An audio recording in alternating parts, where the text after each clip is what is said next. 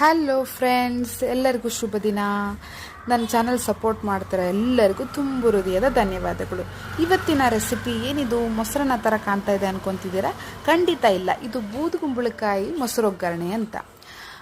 ಈ ಬೂದುಗುಂಬಳಕಾಯಿನ ಜಗತ್ತಿನ ಒಂದು ಅದ್ಭುತ ತರಕಾರಿ ಅಂತಲೇ ಹೇಳ್ಬೋದು. ಏಕೆ ಅಂತೀರಾ?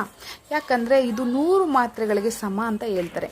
ನಮ್ಮ ದೇಹದ ಪ್ರಾಣ ಶಕ್ತಿಯನ್ನು ಹೆಚ್ಚಿಸೋ ಶಕ್ತಿ ಇದರಲ್ಲಿರುತ್ತೆ.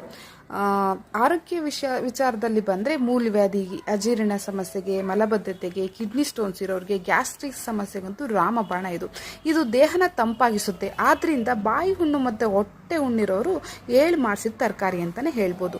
ಕಣ್ಣುರಿ ಸಮಸ್ಯೆ ಕೂಡ ಕಡಿಮೆ ಮಾಡುತ್ತೆ.